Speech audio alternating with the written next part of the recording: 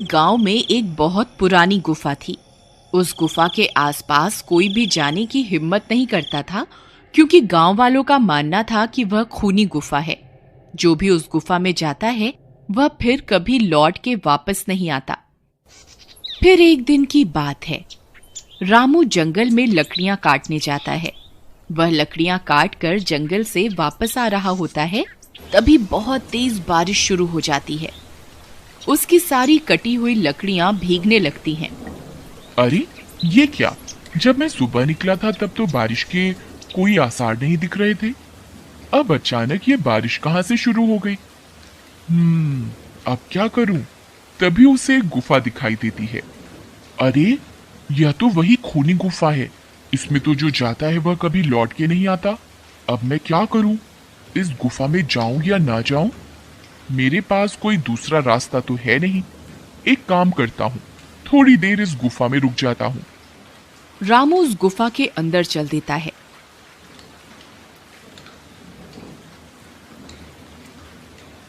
अंदर जाने पर उसे डरावनी आवाजें सुनाई देती हैं। वह इधर उधर देखता है, किंतु उसे कोई भी दिखाई नहीं देता। फिर वह थोड़ा और अंदर की ओर चला जाता है और फिर कभी वापस लौट के नहीं आता। उधर गांव में रामू की पत्नी और उसका बेटा चिंटू उसका इंतजार करते रहते हैं, लेकिन पूरी रात गुजर जाती है और रामू घर वापस नहीं आता। फिर अगले दिन सुबह होने पर रामू की पत्नी और उसका बेटा गांव वालों के पास जाते हैं और उन्हें रामू के लापता होने के बारे में बताते हैं।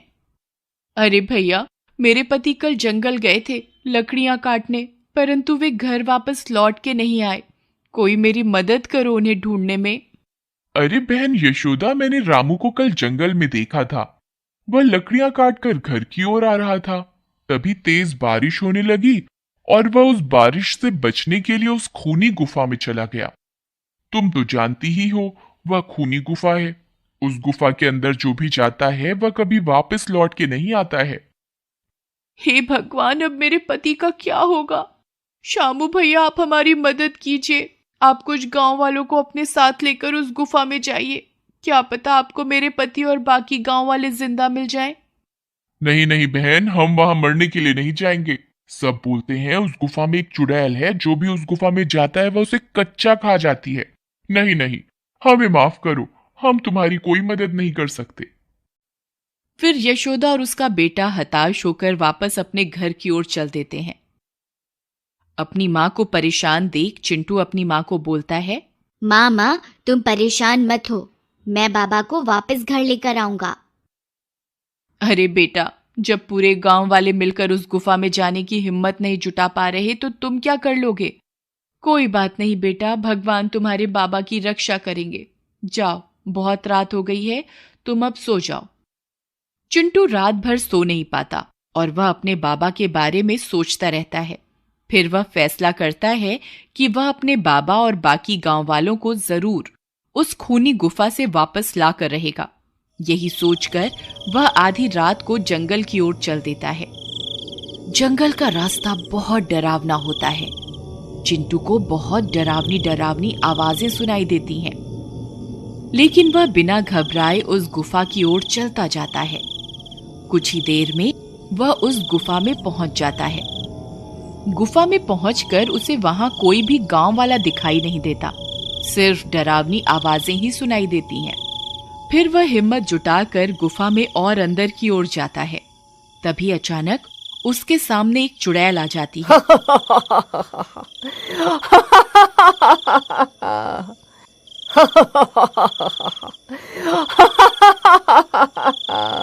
अरे ये कौन है जो इस गुफा में मरने के लिए आया है? चिंटू उस चुड़ैल को देखकर हक्का बक्का रह जाता है। डर के मारे वह कांपने लगता है। उस चुड़ैल को देखकर चिंटू की हालत खराब हो जाती है, लेकिन वह भागता नहीं है और अपनी जगह पर डटा रहता है। चुड़ैल उसे बहुत डराने की कोशिश करती है, लेकिन वह अपनी जगह पर डटा रहता है। अरे, ये तो छोटा बच्चा है, ये तो मेरे किसी काम का नहीं है। इसे यहां से कैसे भगाऊं? ये तो मेरा सारा काम चौपट करवा देगा। दूसरी तरफ चिंटू को घर में न पाकर यशोदा घबरा जाती है। हे भगवान, अब चिंटू आधी रात को कहां चला गया? कहीं वह अपने बाबा को छुड़ाने उस खूनी गुफा की ओर तो नहीं चला गया। हे भगवान, अब मैं क्या करूं? फिर वह भागती हुई शामू के घर जाती है और उससे मदद मांगती है। भैया चिंटू घर से लापता है। वह अवश्य ही अपने बाबा को बचाने के लिए उस खूनी गुफा की ओर गया होगा। कृपा करके मेरी मदद कीजिए। फिर शामू भागकर बाकी के गांव वालों के पास मदद मांगने जाता है। अरे भाई कालिया, चिंटू भी उस खूनी गुफा की ओर चला गया है। अब हम सबको मिलकर उसकी मदद करनी चाहिए। अगर एक बच्चा अकेला आधी रात को उस जंगल में खूनी गुफा में जाने की हिम्मत दिखा सकता है तो हमें अपने आप पर शर्म करनी चाहिए। तुम सही कह रहे हो शामू। चिंटू की हिम्मत को देखकर मुझ में भी हिम्मत आ गई। चलो हम सब उस खूनी गुफा में चलते हैं, जो होगा देखा जाएगा। यही सोचकर कुछ गांव वाले मिलकर उस खूनी गुफा की ओर जाते हैं। दूसरी तरफ वह चुड़ैल चिंटू को वहां से डराकर भगाने की कोशिश करती रहती है, परंतु चिंटू अपनी जगह से नहीं हिलता। अरे मूर्ख बालक, क्या तुझे मुझसे डर नहीं लगता? मैं तुझे कच्चा ही खा जाऊंगी। मैं तुझे आखिरी बार बोल रही हूं, यहां से चला जा, नहीं तो अच्छा नहीं होगा। हे चुड़ैल, मैं अपने बाबा से बहुत प्यार करता हूं। अगर वे मेरे लिए अपनी जान दे सकते हैं तो मैं उनके लिए अपनी जान देने को तैयार हूं। मैं उन्हें लिए बगैर यहां से नहीं जाऊंगा। अब मैं तुमसे नहीं डरता। तुम्हें जो करना है कर लो। अरे यार, ये तो बहुत बहादुर है। यहां से जाने का नाम ही नहीं ले रहा। कहीं मेरी सच्चाई सबके सामने ना आ जाए। अब मैं क्या करूं? तभी सब गांव वाले हाथों में मशाल लिए वहां पहुंच जाते हैं। अरे बाप रे, यहाँ तो चुड़ैल है। अरे दैया रे दैया, भागो यहां से, वरना ये चुड़ैल हम सबको खा जाएगी। सभी गांव वाले बहुत डर जाते हैं। अरे मूर्खों, डरो नहीं। देखो, चिंटू उस चुड़ैल के पास ही खड़ा है। अगर ये चुड़ैल को खाना होता तो अब तक ये चिंटू को खा चुकी होती। जरूर दाल में कुछ काला है। तभी सब गांव वाले चिंटू के पास जाकर उसके साथ खड़े हो जाते हैं।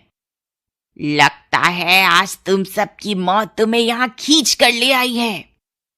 हे चुड़ैल, चिंटू की हिम्मत देखकर हम सब में भी तुम्हारा सामना करने की हिम्मत आ गई है। अब हम तुमसे नहीं डरते। तभी सब गांव वाले हाथों में मशाल लिए चुड़ैल की तरफ बढ़ते हैं। अरे ये क्या, ये सब तो मेरी तरफ ही आ रहे हैं। अब तो मुझे यहां से भागना ही पड़ेगा। अरे देखो देखो, ये चुड़ैल तो दुम दबाकर भाग रही है। लगता है ये कोई चुड़ैल नहीं है, जरूर दाल में कुछ काला है। चलो इसका पीछा करते हैं। सब गांव वाले चुड़ैल का पीछा करते हैं। तभी चुड़ैल का पीछा करते करते गांव वाले ऐसी जगह पहुंच जाते हैं जहां उन्हें बाकी के सारे गांव वाले मिल जाते हैं। वे सारे खुदाई का काम कर रहे होते हैं। वे लोग उन गांव वालों को अपनी ओर आता देख खुश हो जाते हैं और अपनी आप बीती बताते हैं। कालिया, अरे भाई घनश्याम, तुम सब लोग यहाँ खुदाई का काम क्यों कर रहे हो?